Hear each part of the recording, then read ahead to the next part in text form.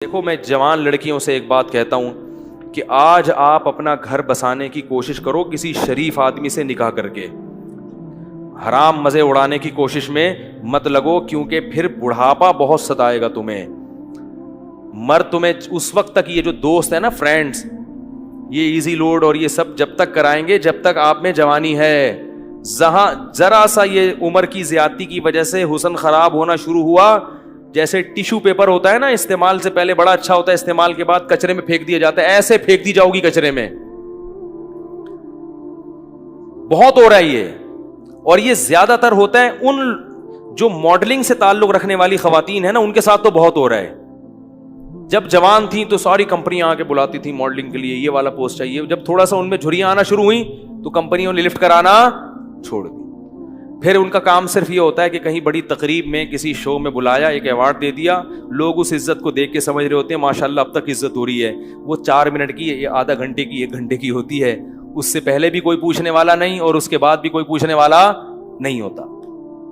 اللہ نے یہ جو جوانی دی ہے, خوبصورتی دی ہے, اس کو ناجائز استعمال مت کرو.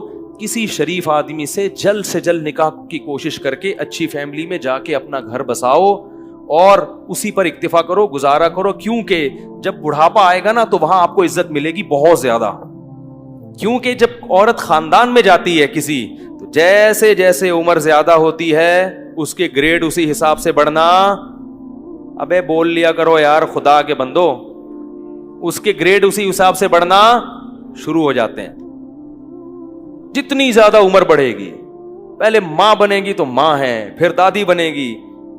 ہمیں یاد ہے ہماری والدہ اتنی بوڑھی ہو گئی تھی, اللہ مغفرت فرمائے, اور بستر پہ پڑی ہوئی ہیں, لیکن اب تک ان کی یاد دماغ سے نہیں نکلی.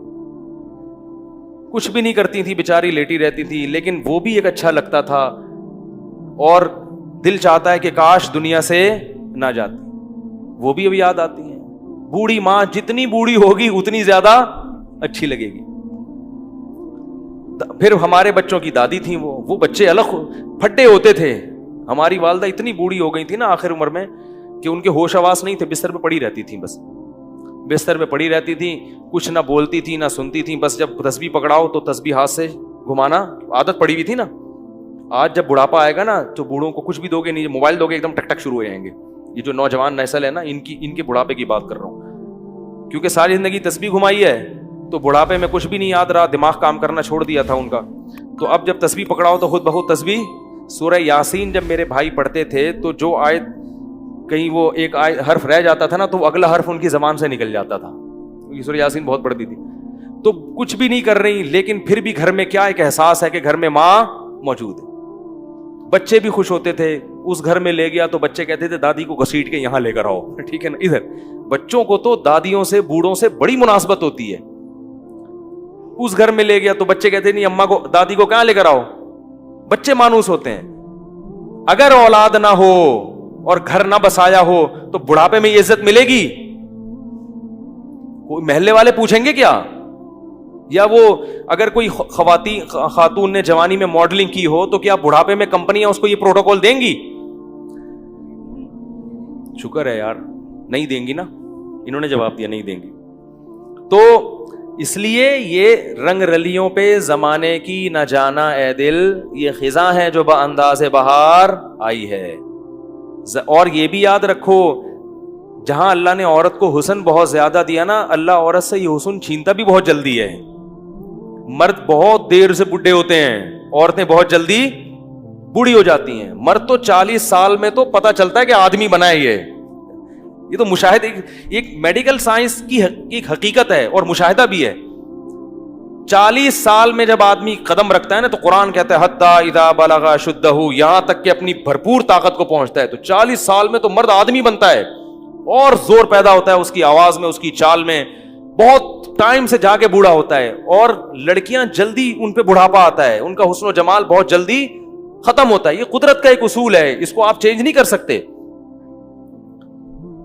تو اب اس میں تو عورت کو اور زیادہ خیال کرنا ہے کہ بھائی جلدی اپنے آپ کو ٹھکانے لگاؤ, جلدی اپنے آپ کو کسی گھر کا فرد بناؤ, کسی خاندان کا فرد بناؤ.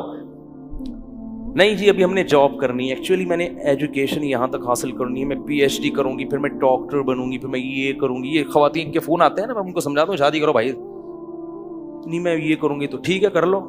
جب وہ پی ایچ ڈی کر لیا انہوں نے, میں پی ایچ ڈی سے منع نہیں کرتا, یہ شادی کے بعد بھی ہو سکتی ہے, میں ڈاکٹر بننے سے منع. اور خدا کا واسطہ جب نکاح کر کے لایا کرو تو اپنی بہوؤں کو کسی تعلیم سے روکنے کی کوشش بولو بھائی مت کیا کرو, پڑھاؤ اچھا ہے تمہارا فائدہ ہوگا. لیکن نہیں جی ابھی ایکچولی کر آ کے ڈاکٹر بن گئی. مرد عورت میں سب سے پہلے اس کے حسن و جمال کو دیکھتا ہے, اس کی تعلیم کو دوسرے نمبر پہ رکھتا ہے. کتنی ڈاکٹر لڑکیاں ہیں جنہوں نے جوانی میں شادی نہیں کی, ڈاکٹر بن کے کیریئر بنانے میں, اب ان کا حسن و جمال ختم ہو گیا. ڈگریاں بہت ہیں مگر کوئی ڈاکٹر بھی لفٹ کرانے کے لیے تیار نہیں ہے, کیونکہ لوگ کہتے ہیں کہ میں نے ڈاکٹر سے شادی کیا علاج کے لیے کرنی ہے, کیا محلے میں کلینک ختم ہو گئی ہیں یاری بات. تو یہ سب معاشرے میں ہو رہا ہے. ماں باپ بھی کہتے ہیں نہیں بچی جب تک یہاں تک نہیں پہنچ جائے گی ہم نہیں کریں گے. بھائی نقصان ہو رہا ہے اس کا, جیسے جیسے عمر زیادہ ہو رہی ہے اس کا کیا ہو رہا ہے, نقصان ہو رہا ہے.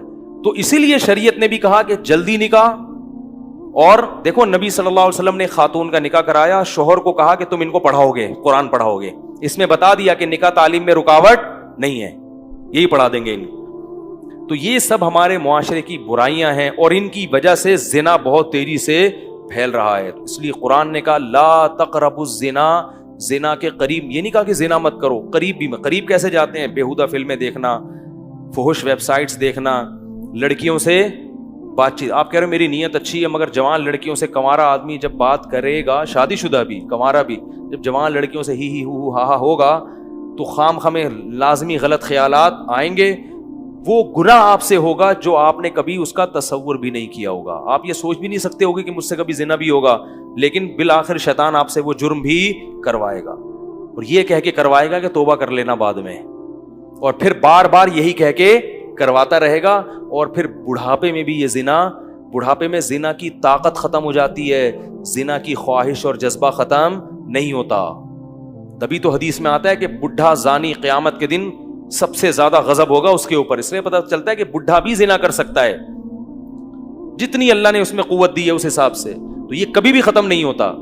اس لیے اپنے آپ کو ان برائیوں سے دور رکھو, پاکیزہ زندگی. کوئی انٹی کا فون آتا ہے, بات چیت ہوتی ہے, ٹو دا پوائنٹ بات کی اور پتلی گلی سے نکل لی. میں یہ نہیں کہہ رہا بد اخلاقی کریں کسی سے, ٹو دا پوائنٹ, ہاں جی السلام علیکم وعلیکم جی. خواتین کی عادت ہوتی ہے ہر ایک سے. اچھا یہ بھی یاد رکھو جو خواتین لڑکیاں خام خواہ میں فری ہو جاتی ہیں ان سے یہ نہ سمجھا کرو کہ میں آپ پہ وہ لڈو ہیں. یہ بھی مرد کو نا خام خواہ میں اپنے بارے میں وہم ہوتا ہے. کوئی بھی ہاں ہاں کر کے بات کرے کہ یار لگتا ہے میرے لیے انتظام ہو گیا. تو یہ ایسا نہیں ہے. زیادہ خوش فہمی میں مبتلا ہونے کی ضرورت نہیں ہے. بعض لڑکیوں کی عادت, خواتین کی عادت ہوتی ہے ہر ایک سے اسی طرح بات کرتی ہیں. آدمی سمجھ رہا ہوتا ہے یار آج تو میرے تو بھائی قسمت کا ستارہ روشن ہو گیا. پھر جب آپ دوستیاں لگانے کی کوشش کرو گے اور خیالات لے کے ڈپریشن کے مریض بنو گے, وہ آپ کو ٹھینگا دکھا کے نکل لے گی. پھر فون کرے گا مفتی صاحب ڈپریشن کا مریض بن گیا ہوں, خودکشی. تو اپنے آپ کو روک کے رکھو اس چیز سے. کیا خیال ہے بھائی, صاف ستھرا دماغ رکھو. اور سب سے بڑی بات یہ جو اللہ نے کہا ہے وہ کر لو بھائی, جو اللہ بار بار کہہ رہے ہیں. تو لا تقربوا الزنا, زنا کے قریب. اور انٹرنیٹ کا ایک اصول آپ کو بتا دوں, آخری بات کر کے بیان ختم کرتا ہوں, چاہے مرد ہو یا عورت.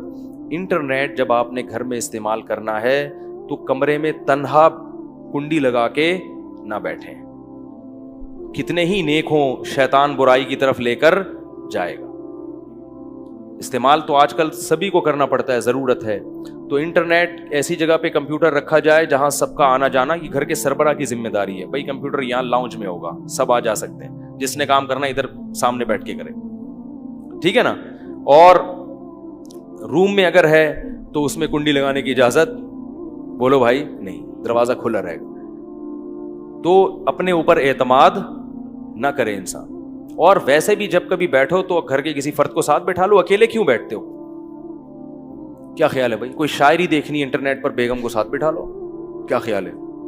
وہ بھی اس سے فائدہ کیا ہوگا کہ تھوڑا سا اس کو بھی فلم دیکھنا نہ شروع کر دو کہیں, کہ فلم دیکھنی ہے تو چلو بیگم کو بھی ساتھ بٹھا کے دیکھوں گا، وہ بھی جائز چیزیں ہیں. تو تنہائی میں شیطان کو برائی کا موقع ملتا ہے. تو اللہ نے یہ نہیں کہا کہ زنا مت کرو، بلکہ کہا زنا کے قریب بھی مت جاؤ، کیونکہ اللہ کو معلوم ہے کہ جو قریب جاتا ہے وہ اس برائی میں پڑ جاتا ہے. کہ جوان سے ساتھ بیٹھی ہے تو سلام دعا کی، خیریت، تو اپنے کام میں لگ گئے. میں گھر تک چھوڑ کر آ جاؤں آپ کو، اس تکلف کی ضرورت؟ بولو بھائی، خام خمیں. ہمارے ایک دوست تھے، انہوں نے ایک واقعہ بتایا کہ کوئی خاتون وہاں ڈیفینس میں کوئی لڑکی کھڑی ہوئی تھی، تو بہت ہی بیہودہ سا لباس تھا، تو کسی لڑکے کو شرارت ہوئی، اس نے کچھ جا کے چھیڑ چھاڑ دیا. تو جب اس نے چھیڑا ہے نا تو لڑکی نے ایک گالی دی، تو جیسے ہی گالی دی تو جتنے لوگ تھے نا انہوں نے دیکھا کہ یہ خاتون جو ہے اس لڑکے کو گالی دے کے نقصان پہنچانا چاہ رہی، تو سب نے اس لڑکے کو ٹوٹ گئے نمبر بنانے کے لیے. ہر آدمی نے ہیرو بننے کے لیے کہ میں آپ کا دفاع کروں گا، اور اتنا مارا بیچارے کو، اس کا سر پھوڑ دیا، وہ پٹیاں بندھی ہوئی اس کے. تو جو دیکھنے والا تھا نا اس نے مجھے بتایا کہ یار غلط تو کیا اس نے، مگر اتنا غلط نہیں کیا، اس کا بھی تو لباس دیکھو نا کیسے بیہودہ لباس پڑے. میں نے کہا اصل میں وہ جنہوں نے مارا ہے نا، وہ انہوں نے اس کو جرم کی سزا دینے کے لیے نہیں مارا، وہ تو خود پتہ نہیں کتنے آنکھ مٹکے کرتے ہوں گے سارا دن. انہوں نے ہیرو بننے کے لیے کہ میں جب موجود ہوں تو تجھے چھیڑنے کی ضرورت کیا تھی، میں جب ہوں تو تمہیں چھیڑنے کی ضرورت. تو عورت اگر اپنا لباس پراپر پہن لے گی تو ان بدماشیوں کی نوبت. دیکھو اللہ کا واسطہ، اس رمضان میں خواتین سے ایک بات کہتا ہوں کہ ایک گناہ تو کم از کم چھوڑ دیں، بے پردگی.